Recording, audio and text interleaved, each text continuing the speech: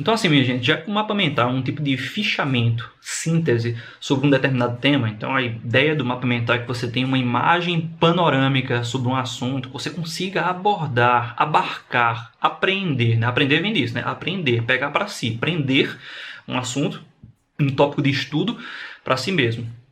Se o objetivo do mapa mental é literalmente que você se localize diante de um determinado tema de estudo, a ideia aqui é que você se responsabilize por mapear. Olha aí como as palavras as revelam, né? Você vai se responsabilizar por mapear uma série de informações que, claro, independem da sua vontade, mas você vai tentar esquematizá-las da maneira mais clara e didática para si mesmo. Então, todo mapa mental ele tem muito do seu autor. No caso, do autor do mapa mental, e não do autor estudado, ou da obra estudada. Os mapas mentais são como que verdadeiras obras de arte que revelam muito dos estudantes sobre o assunto. Então é interessante que, pelo menos para mim, professor, eu vejo como quando um aluno ele está gostando do assunto estudado pelo mapa mental que eles fizeram. Eu estou precisando abordar um tema que é muito complexo, rico, e a gente tem pouco tempo. Eu lanço um mapa mental antes de abordar esse tema, para que o aluno, primeiramente, ele consiga ler todos os autores, sintetize, tenha uma imagem macro e ao mesmo tempo detalhada sobre esses temas, e eu consiga ver ali o apego de cada aluno sobre esses temas. Porque é interessantíssimo. Cada mapa mental ele acaba revelando sobre seus, entre aspas, autores, os alunos em questão, porque eles têm um apelo estético. Então, quanto mais bonito o mapa, quanto mais organizadinho, mais legais, ou pelo menos melhor foi a relação dos autores, dos alunos, com o tema. A gente já consegue ter uma relação bem clara aí. Então, vejamos. Sobre o autor, é o Anthony Peter Tony Buzan.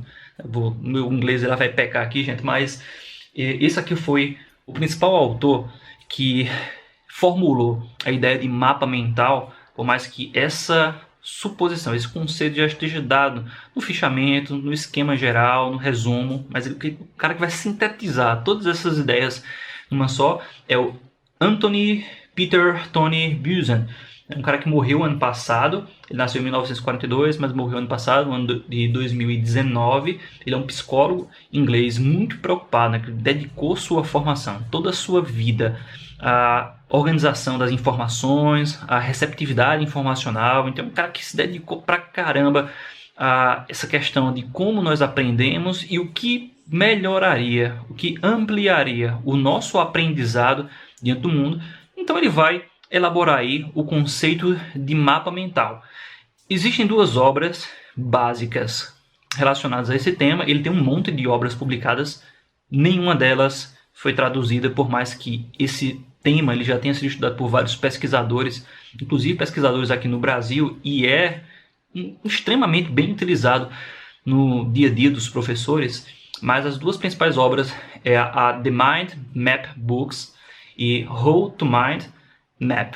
Meu inglês está podre, mas é isso, gente. Então, assim, a primeira delas, o The Mind Map Books, é uma obra que está disponível na Amazon. Quem tiver interesse e souber ler inglês, meu inglês é técnico, é quase inexistente, é muito mais um inglês técnico, mas ainda assim é bem interessante você buscar a obra básica dela. Mas a gente aqui não vai abordar isso. Seja como for, os mapas mentais, eles são representações, inclusive muito bem detalhadas, sobre um determinado assunto.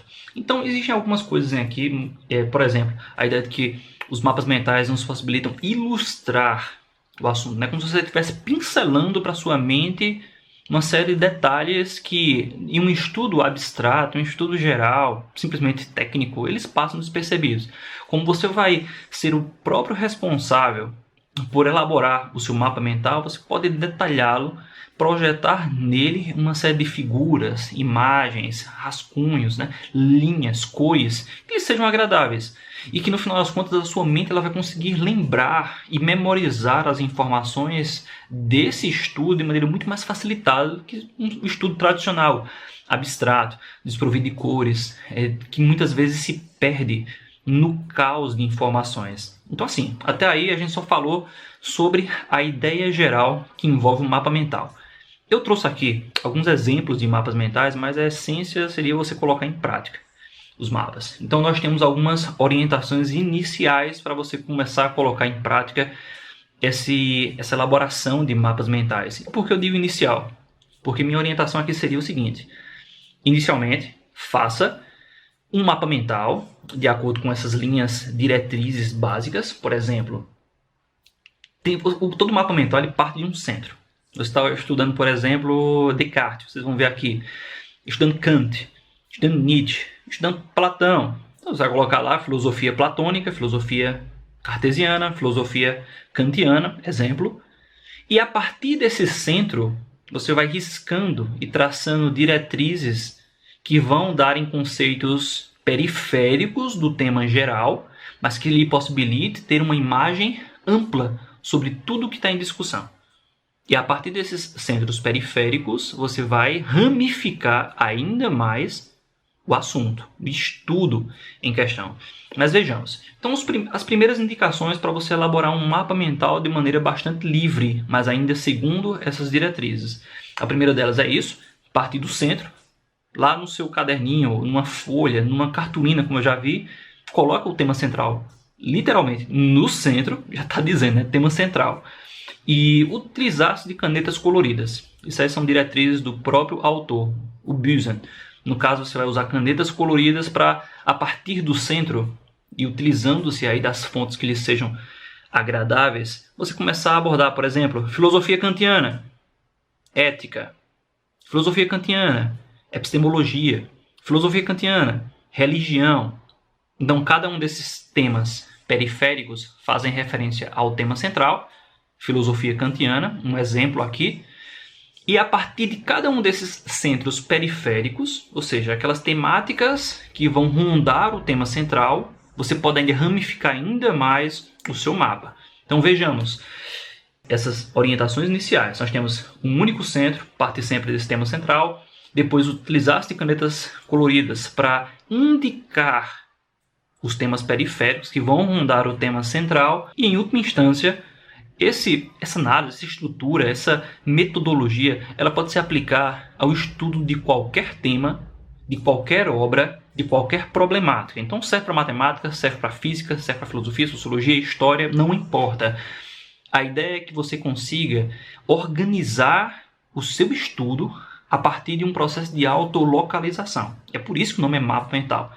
Então vamos passar aqui, portanto, a segunda série de orientações. São orientações mais precisas. Então seria fundamental que você tivesse essa experiência inicial com o mapa mental, para que depois, no segundo momento, a gente olhe os mapas e olhe as orientações mais detalhadas em prol dessa elaboração de seu esquemão. Então vamos lá.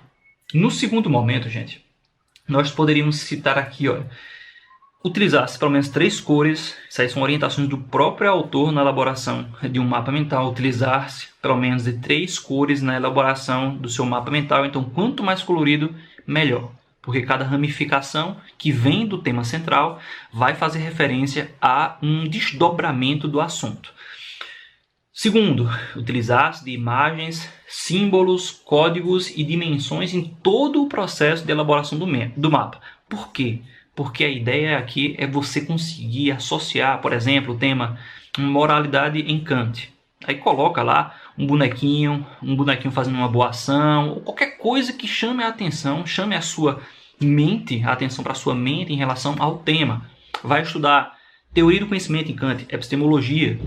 Pode colocar um telescópio, um microscópio como referência, uma lupa como referência à atividade de produção do conhecimento, à ciência.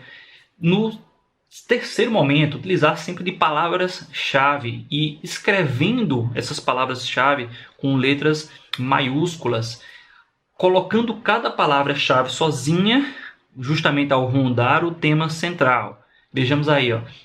Cada linha deve estar conectada ao tema central. E cada vez que as linhas se afastam do tema central, elas vão ficando um pouco mais finas. Uma técnica geral para que você comece a perceber o que há de mais importante em um determinado estudo. E claro, aqui, mais uma vez, desenvolver o mapa mental segundo suas circunscrições, seus interesses. Tentar projetar ali artisticamente o mapa mental. Eu trouxe alguns exemplos de mapas mentais para vocês, para que a gente tenha pelo menos uma noção geral de como é que eles se desenvolvem. Vamos lá, o primeiro deles é um mapa mental mais simples. Geralmente, se eu pedisse para você fazer um mapa mental, passasse aquelas diretrizes iniciais para a elaboração de um destes, você faria literalmente dessa forma, bem simples. Você tem um tema geral, que eu acredito aqui, poderia ser o quê? Obra cartesiana, Descartes, mas o autor, no caso, né, do mapa, ele preferiu botar Descartes. E a partir do tema central, você tem os temas periféricos, que rondam um tema central, e cada um deles vai com uma cor específica. E depois, olha ali, o método de Descartes. Vem as 4 regras do método. E o que é que vai acontecer? Já muda a cor, mostrando a orientação geral, a localização que se vai se desenvolver pelo autor na elaboração desse mapa. Segundo mapa mental, o tema é iluminismo. O que é que vai ser? Então aqui, vejam a estrutura desse mapa. Geralmente quando eu peço a meus alunos, eles desenvolvem o seu mapa mental com essas letras. Eu não sei como é que vocês fazem isso, sinceramente. Aí vocês vão ter que me ensinar, porque o pessoal está fazendo umas obras de arte incríveis. Isso não existia na minha época. É tipo umas formazinhas que eles usam, né? E fica desse mesmo jeito aqui, tá lindo. E pelo menos os mapas mentais que eu recebo todo santo ano são espetaculares. Uma beleza. Inclusive eu guardo muitos deles porque às vezes eu preciso para usar justamente como um exemplo. Então nós temos aqui o tema central, iluminismo. Aí você tem de iluminismo em Rousseau, vem Voltaire, vem Montesquieu, Diderot, a razão, a crítica, Francis Bacon, Descartes, John Locke, Isaac Newton. Todos temas periféricos dentro do tema central. Tema periférico faz referência àquilo que ronda a centralidade em volta de um determinado assunto, a periferia, né, as margens de um assunto. E cada um desses temas periféricos pode se desenvolver paralelamente de acordo com a necessidade. Quando um aluno ele quer um mapa mental mais detalhado, ele vai pegando cada um desses temas periféricos e vai desenvolvendo e ramificando ele ainda mais em microtemas, sempre mudando a cor das canetas. Porque essa imagem colorida, ela lhe possibilita fazer um estudo estratégico antes de uma prova, como ainda você possibilita, né, oferece à sua mente uma maneira muito clara de se localizar dentro de algo tão abstrato e às vezes desprovido ali de um apelo maior para a sua vida, já que às vezes você não tem tanto interesse em uma determinada área assim sucessivamente. O terceiro mapa mental, vale aqui apenas como uma referência, ele é um mapa elaborado virtualmente. Existem vários sites destinados exclusivamente a essa finalidade. Então é interessante você observar como um mapa mental ele pode ter várias possibilidades. Desde o mais simples, que foi o primeiro, aquele mais bem elaborado, o segundo, inclusive esteticamente bem elaborado. Eu gosto muito desses mapas mentais produzidos artesanalmente, né, pessoalmente, porque a escrita ela nos possibilita aprender de maneira muito mais significativa que a simples digitação. Até porque a nossa mente ela está mais ligada à escrita. É tanto que a gente erra muito mais quando nós estamos digitando, porque nós temos um apego neurológico com a escrita, que é uma atividade muito mais antiga e que se enraizou na nossa forma de pensar o mundo. Enquanto a digitação não, é uma coisa muito recente. Tem o quê? Um pouco mais de 100 anos. Acho que um pouco mais de 100 anos, se a gente for analisar direitinho. E aí sim, a gente erra muito mais facilmente. A escrita não. A escrita nos possibilita aprender com muito mais facilidade. E isso demonstra, mais uma vez, a importância do mapa mental. Seja como for, quando a gente às vezes pede uma atividade a um aluno e ele quer fazer uma coisa rápida, dinâmica e enviar virtualmente, ele faz aqui, por meio de um site.